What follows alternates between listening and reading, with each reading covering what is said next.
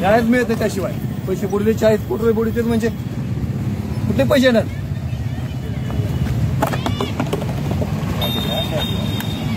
काय झालं? 40 कोटी रुपये बुडले कारखान्याचे.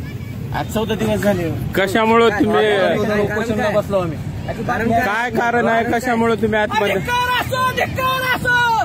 कारण काय? कारखान्याचा 40 कोटी रुपये असताना पंकजाताईंनी कारखाना कसा विकला आणि त्या साखर आयुक्ताने कारखाना कसा दिला, त्याला परवानगी कशी दिली, त्याची चौकशी लावावी. कमल किशोर कर्मचाऱ्याचे पैसे 13 कोटी 18 कोटी रुपये आहेत. कारखान्याचे शेतकऱ्याचे पैसे 13 कोटी रुपये आहेत. शेअरचे पैसे 13 कोटी रुपये आहेत. ठेकेदाराचे 10 कोटी रुपये आहेत. एकूण 40 कोटी देणं आहे कारखान्याचं. आम्हाला न्याय मिळालाच पाहिजे.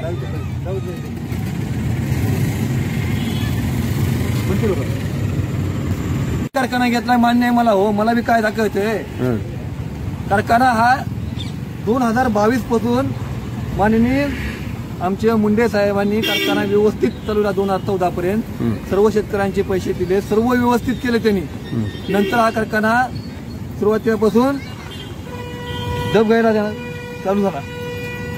2022 पर्यंत कारखाना पूर्ण संपत गेला आणि 2022ला कारखान्याचे 18 कोटी रुपये कुठे देण्यात आले? 18 कोटी वैद्यनाथ बँकेत ट्रान्सफर करण्यात आले. तेव्हापासून कारखाना डबघाईला आला आणि दिवाळखोर करणं चालू झाला कारखाना. आणि हे सगळं षडयंत्र रचलं गेलं 22 पासून.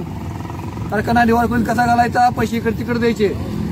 कारखान्याची 1 कोटी रुपयाची साखर होती. कारखान्याची 1 कोटी रुपयाची साखर होती. 3 कोटीचं कारखाना स्टोअर मटेरियल होतं. 35 लाखाची ठेव होती. प्रशासन काय प्रशासनाने काय केलं? डबघाईला दाखवण्यात आला. डबघाईला दाखवून कारखाना विकायची प्रोसेस एनसीएलटी कोर्टात दाखल केली. तिथून एक गुन्हा नेमून नेमला. गुन्ह्याने काय केलं? फक्त 47 लाख रुपये फक्त देणं शेतकऱ्याला दाखवलं. आणि काल आयुक्ताचा माणूस आलता तर देणं कंप्लीट 10 कोटी शेतकऱ्याला देणं निघालं होतं. 1000 शेतकरी होते, 1 लाख रुपये वाले.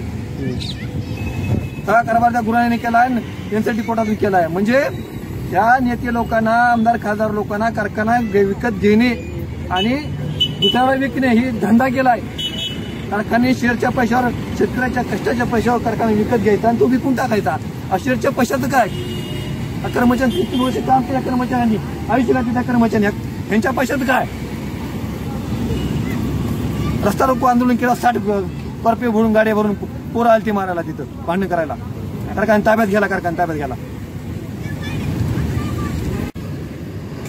आम्ही कारखाना ताब्यात घेऊ. आता तुम्हाला आत्मदन बी करू देणार ना.